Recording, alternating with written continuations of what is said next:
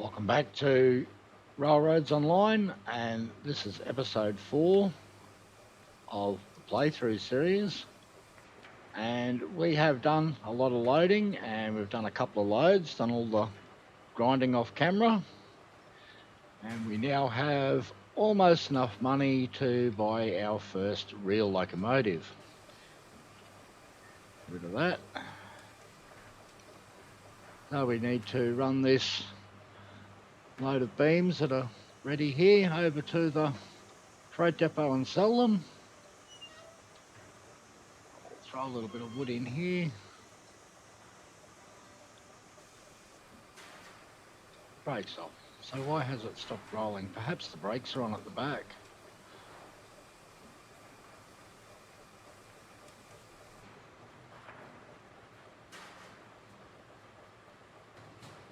This one? No. This one? Ah, that'll be why. Oh, now we're rolling.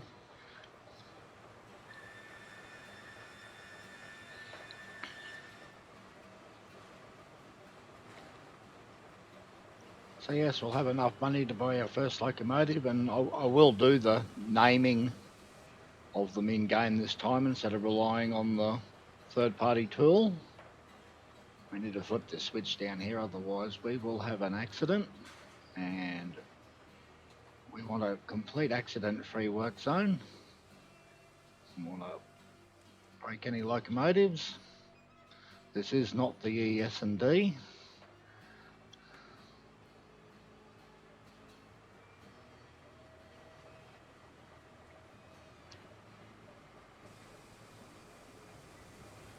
Nearly at that point in the game now where we can start building towards the iron mine and smelter.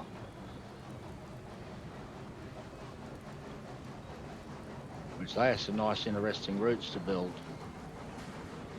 Normally for the supply side to the iron mine, I will put a line directly here from the sawmill, and I will run around the edge of this mountain here in front of us so that we can get about a 1.5% grade all the way there.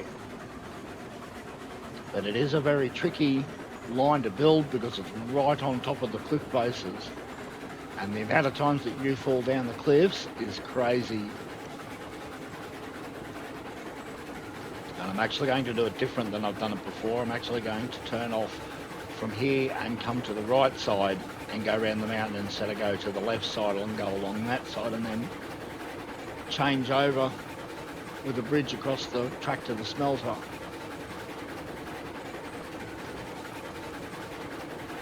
Yeah, we're not going to have pressure for a while yet, so we'll just chug along at this speed. And many of you may have watched Heiss's Q&A number 2 this morning, talking about what's coming in the big spline update. And it looks quite exciting. New whistle chimes and a grid system to snap the track to that will completely replace any need that we have for cross tracks, because to start off a spline, it will inherit the position and direction from the previous bit of track that you've built. So we don't have to worry about a cross track to start off with, and we don't have to worry about cross tracks then for spacing out lanes, because you can snap them to the grid and space them with the grid.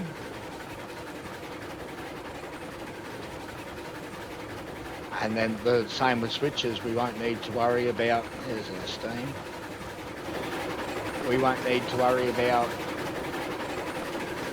what shape and basically easing into them and easing out of them, and what shape of corner replaces a switch when you use it as a curve guide. You can just snap everything to the map grid, and that will make life so much easier. I haven't got a hold of the dev build yet so that I can see how this new system works, and as far as I know, the building capabilities and the building menus for the new splines are not yet in the dev build. But I hope, and I have asked that when the building for the dev build is all there and working, that I can get a early version of it, so that I'll be able to get in and learn how the new spline system works, so that I can get a head start on making tutorials for the new spline system. And I'm sure that will help everyone out. We better shut this down, put on some brakes, so we can slide in here nice and gently. Oh, this is a heavy load for poor little Betsy. And let's watch that money go up.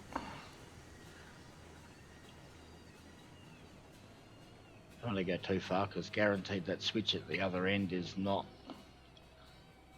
line correct for us. So we better go check it before we let the brakes off of the locomotive. We'll turn that one off. And it is. That would have been a derail if we'd let that go.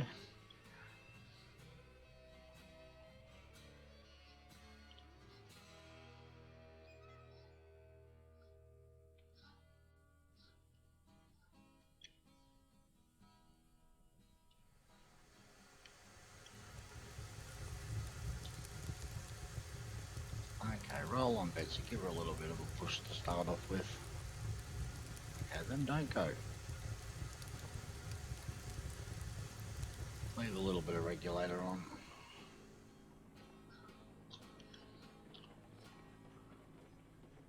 As soon as we start unloading, it'll pick up speed. And there we go, we've got enough money for our Cook Mogul now. Hopefully, with what's left, we'll have enough money to buy another 2 log wagons, so we can put 12 log wagons on the consist, because we'll have the Cook Mogul, and we'll be able to pull that no problem at all to go and get wood.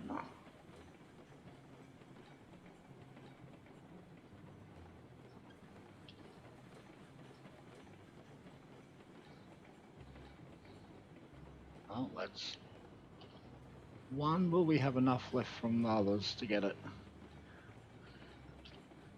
Because we need to be very close to $5,000 to have enough money, and we'll have enough money to do it. I'm going to jump on here and hit a brake.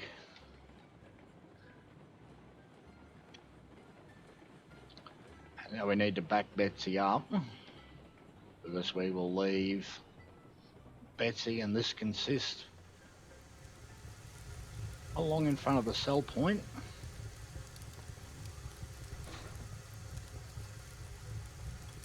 And we'll push through that back brake. She'll do it. Come on, Betsy. Push on that back brake. There should be just enough room for us to fit Betsy and this consist in the cell line.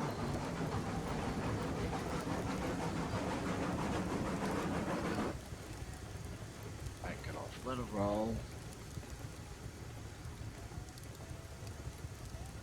And I think we've gone a little bit too far, because if we stick too far over that other end, it only just fits in here. So we'll start going the other direction.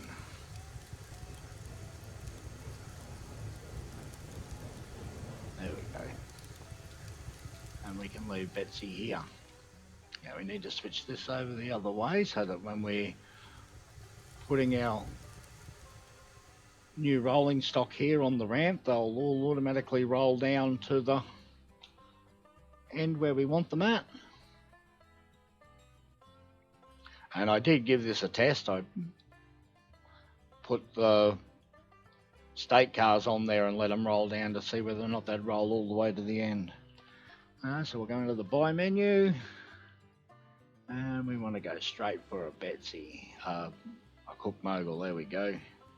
And we'll make it number 111. We need to click out here and move up closer so we can see the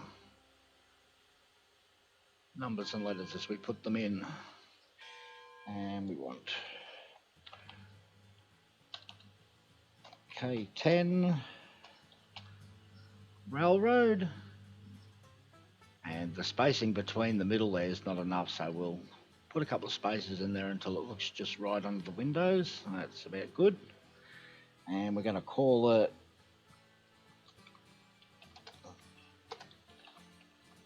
the Cookie Monster.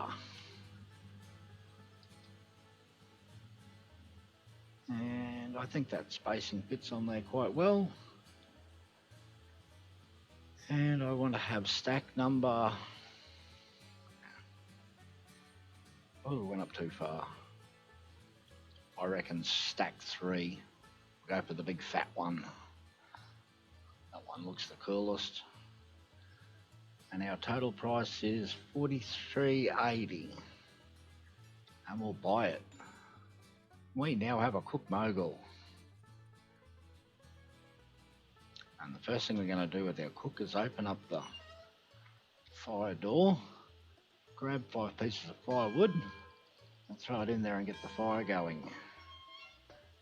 Open the doors and the windows, because we don't want it being stuffy in here. Now we have to come up here to this little switch and hold down the shift key and very gently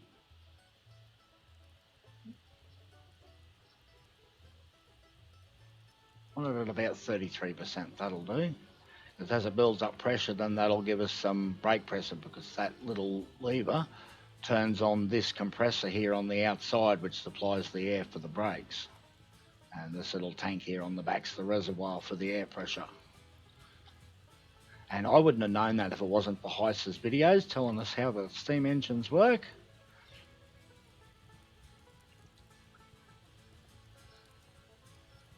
And when that has built up enough steam, we'll pick it up and we'll re-rail it over the other side, because oh, that's the pit of hell, isn't it?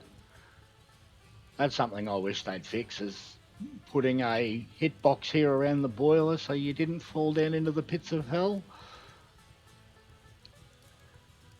Yeah, so when it's got enough pressure built up, we'll pick it up and we'll put it on the re-rail line, because at the moment it actually has no brakes, and if we try and move it, it will just roll away, and it will keep rolling away until it gets to the sawmill, and then it will roll back onto the switch and derail itself.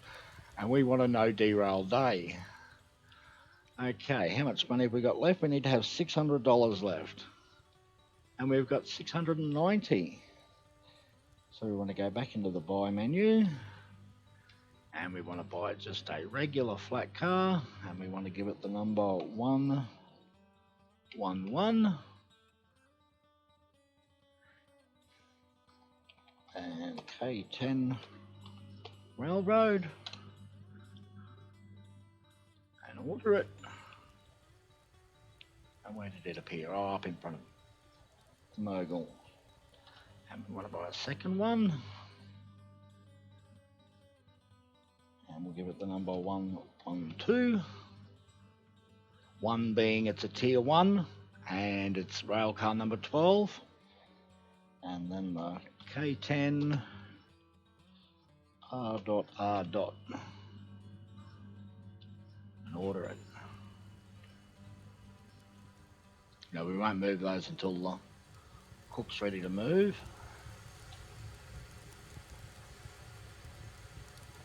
Slowly building up pressure, which means we'll be slowly building up brake pressure. And it's not enough to make the compressor work yet. Yes, I've very much simplified the firing of the locomotives here in the game.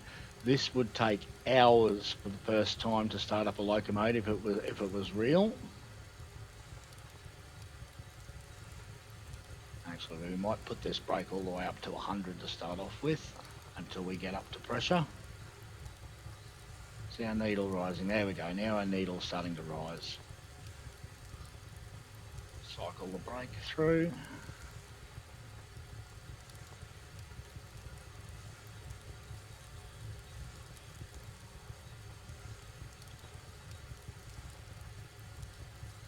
Once it gets to 50 psi, we'll be able to pick it up and move it over to the other line, and it won't roll away on us.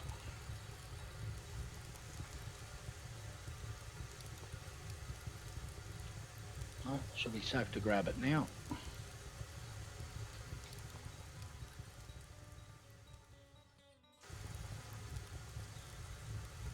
Oh, not enough brake pressure.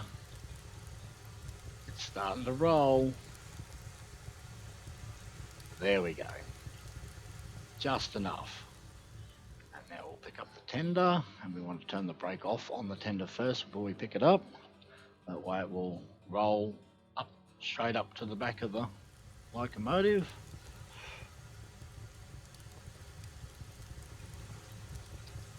I'll hop up there. There we go.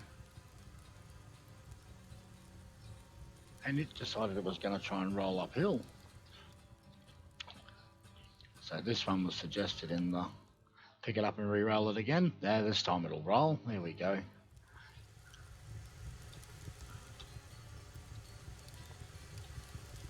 Put the tongue in there.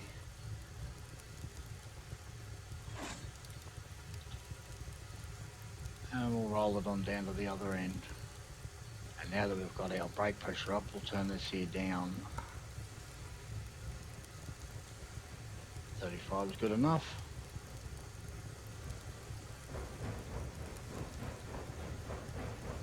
We'll take this down to the water tower and put some water in it because the tender will be empty and there's not very much in the actual boiler.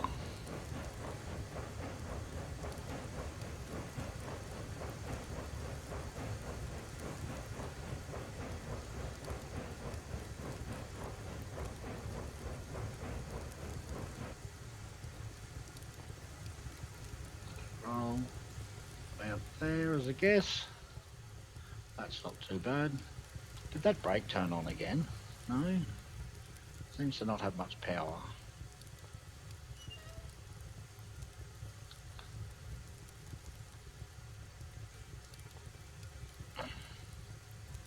Line it up to the hole. Now one of the things about the Cook Mogul is the Cook Mogul has got a hitbox.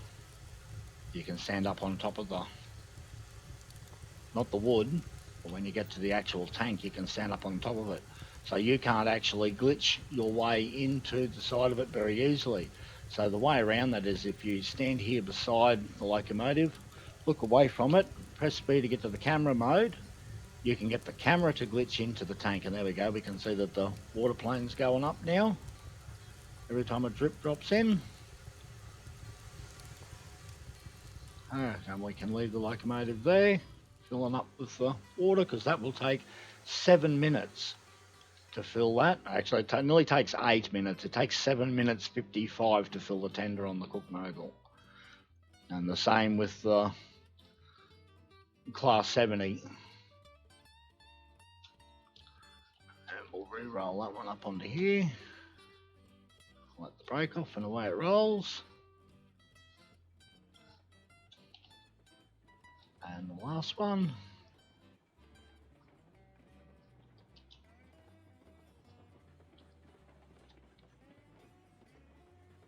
And this one here doesn't want to roll, so I'll pick it up and drop it again.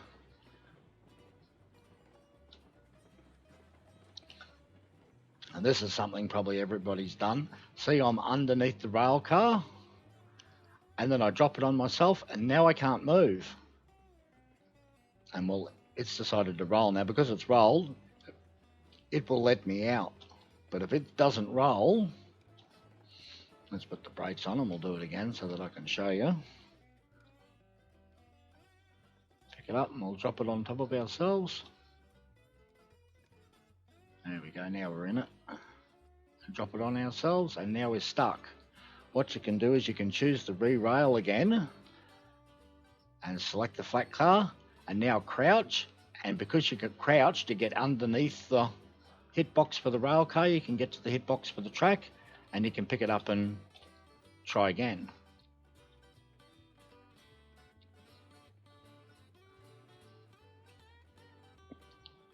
This one's bounced off and it's coming back.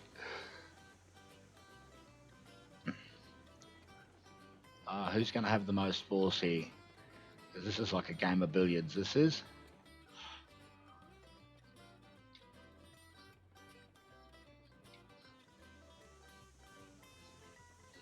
Oh, look, there's a funny little thing going on with the animations there. The water's actually looks like it's running straight out the bottom of the tender. running straight through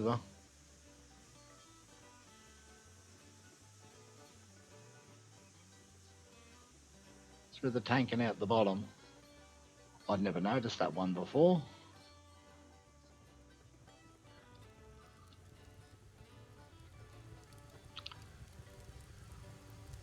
And we're nearly there. And pin it. And now it'll stay there. Is this one going to come, or is it decided it doesn't want to roll that far? It didn't get enough of a push backwards. So we're just going to have to do it again. Perhaps I could have made this re-rail line in at a 2% and it would roll a little bit better. Instead of only having it at 1.5. 1.5 seems to be the limit of where it'll start to roll decently. I didn't want to have them moving too fast, because when they move too fast they hit and crash and derail. How much have we taken out the tower? Out of the tower we actually need to take 95 units to fill this tender. So we've still got quite a way to go.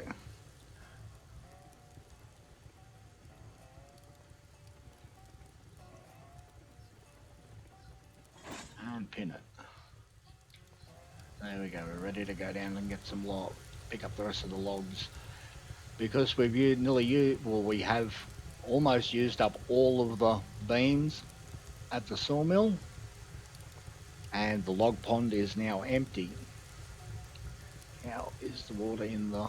Yeah, you can see that was only down to about there when we bought it, and it's pumping in there slowly because it holds 5,000 in the boiler.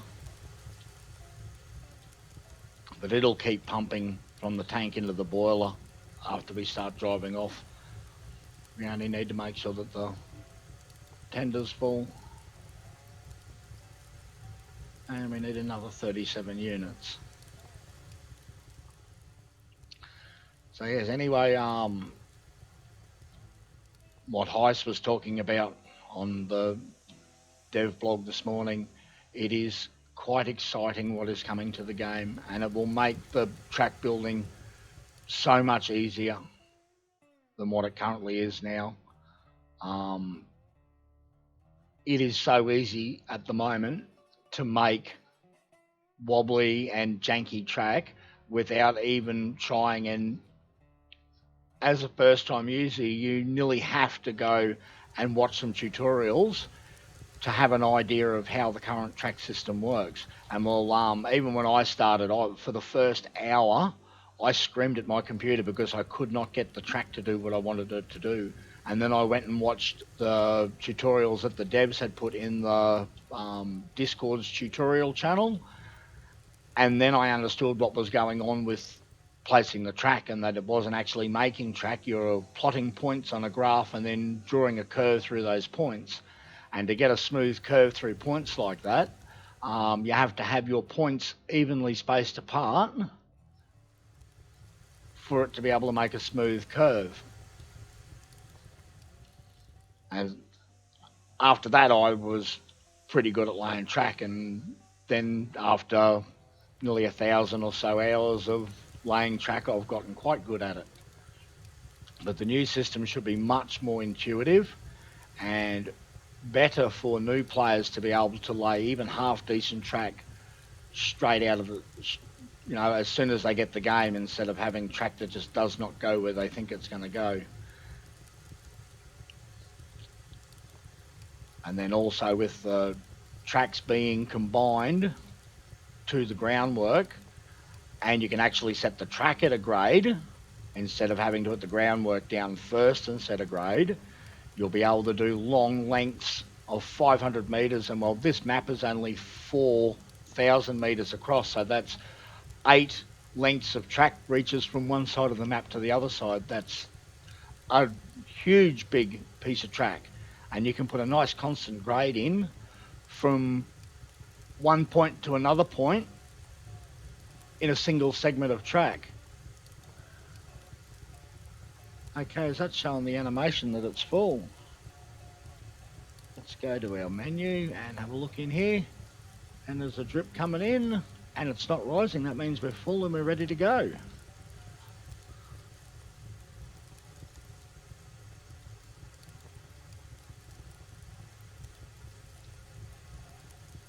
So that means we needed less than the 95 on the tower, and that'll also be because the tower is constantly filling as well from this nice little pipe that they've got here. It gets its water from under the ground, so it's constantly filling, and while we were emptying it at the same time, so it was a little bit less than what it said it should have been. So let's head off and go pick up the rest of the log cars. Are we going to move? Ah, that'll help. We need to put the reverser into the right position and then we'll go. And lucky for us, this thing has got tremendous brakes because that was almost a derail. I really do like the brakes on the Mogul. And also that this lever's in a really good position. That's the other thing I really like about the Mogul. You could be here leaning out the window and you could right at the brakes. And we didn't lose anything, we've still got them all. Let's have a look in third person. Yep, we've got everything we need. We'll chug on down to the sawmill. We're going to have to reverse down to pick up the rest of the flat cars.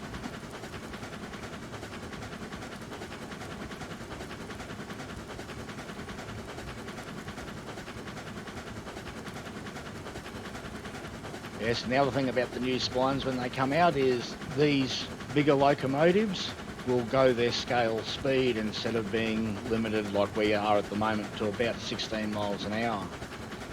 And I'm pretty sure the Cook Mogul does between 25 and 30 mile an hour. And well, it's not the most stable of locomotive because its height is up quite high.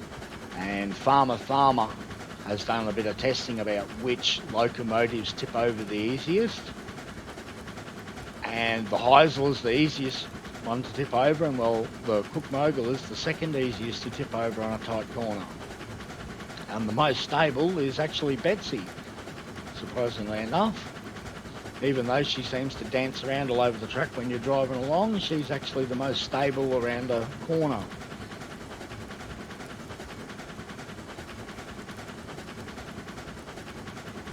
So yeah, when the speeds come in, you'll actually have to obey speeds over certain sections of track, which also in the update, and it's rumoured that the signs are already set up ready to go in there.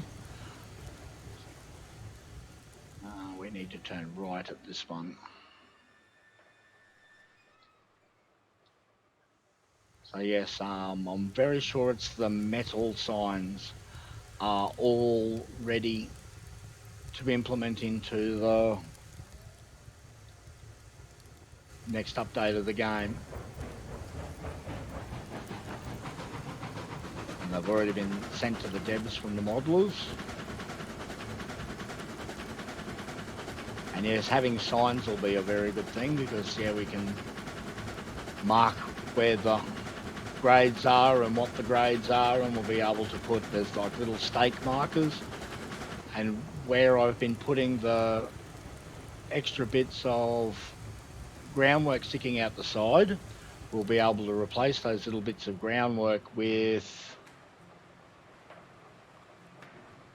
stakes and pull up at the stake, and that'll look so much neater.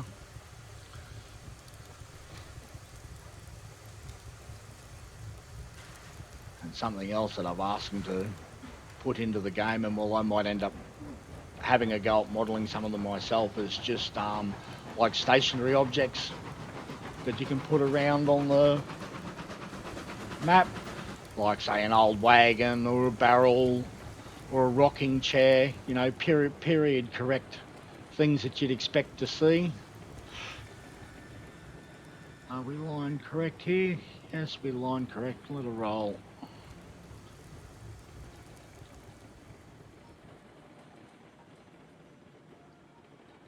That's the alarm telling me we're at time. Off alarm.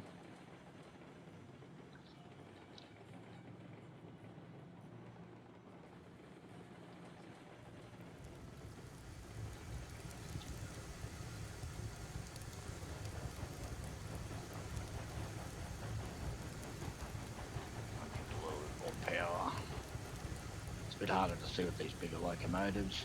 Slow it down. Very gently crawl backwards now. We'll give it 2. That should be enough to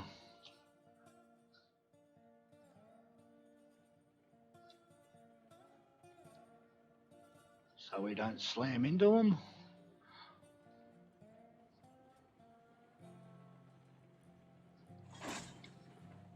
Because guaranteed if we slam into them with this size of locomotive, they will go bust. Unlike Betsy, which bounced off. Turn off the last car, and that's got them all turned off. Now we'll grab the switch before we go so that it's pointed the right way for when we come back up the hill, because we'll go around the loop to come back.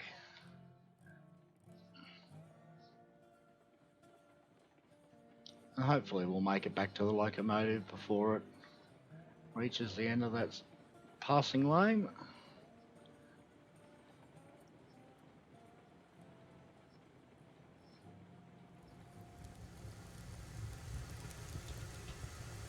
On with the brakes. Change the reverser.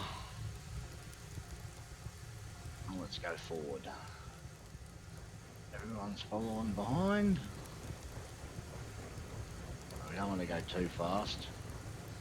Oh, we will for the moment. Let's give it everything.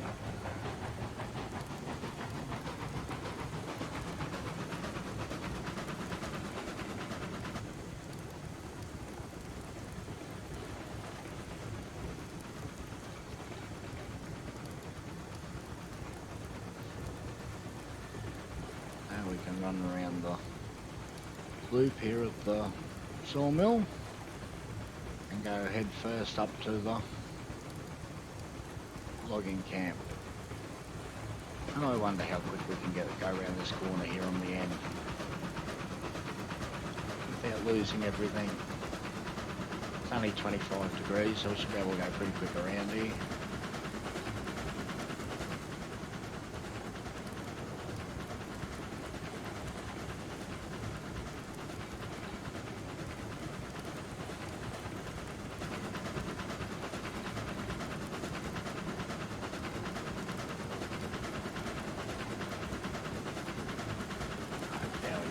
Down a little.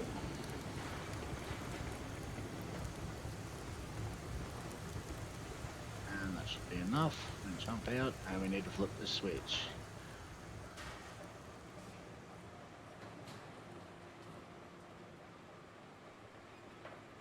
Everything's coming, and the next switch at the end of the corner.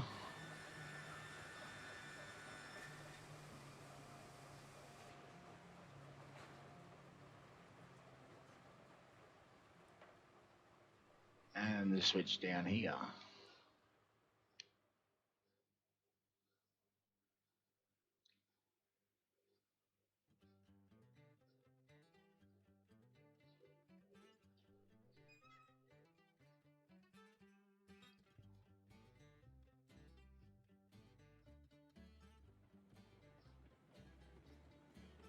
Jump back on the Cookie Monster. And give it all the beans. Away we go. Hopefully all follow along behind us.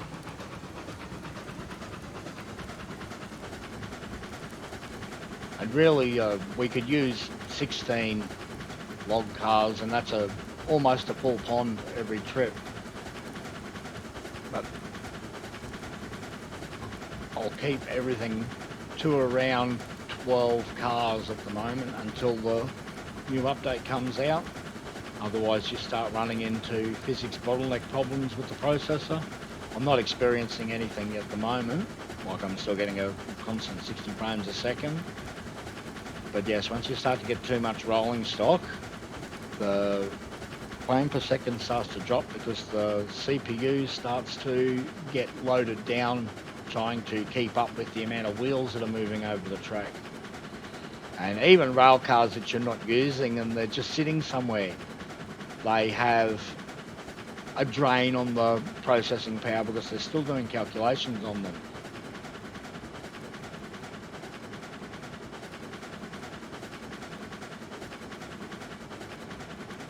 And well, that's the biggest reason for this spline update that's coming to put in the new tracks, is it'll change the way the wheels and the rails interact, which reduces those number of calculations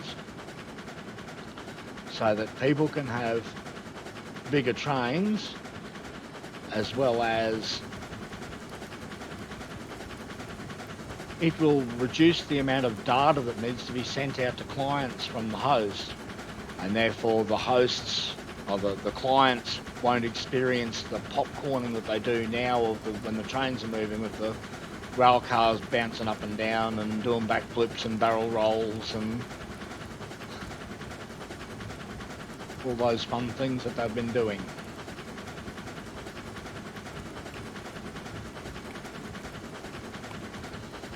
Yes, I'm still expecting a couple of weeks to a month, maybe even more than a month, until the update's ready. So I guess I'll be keeping on playing until it is ready. Yeah, no point in stopping and waiting, and you could be waiting for ages.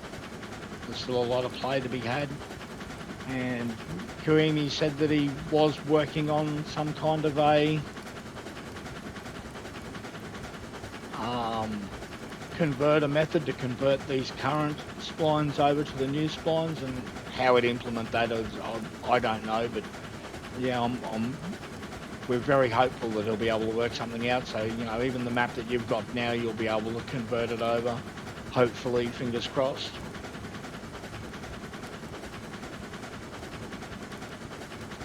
And we're here. And now we have a locomotive that'll actually stop when you tell it to. So we can slow it down until we're nearly there. Back it off, roll in gently. And we can use these little markers that we've put in there to know when to pull up, which is about now. How did I do? Not bad of a guess at all. Okay, well that's it for this episode, and I'll run this fill this load of logs and do the grind off camera, and I'll see you in the next episode. Thanks for watching, like and subscribe. Ta-ta.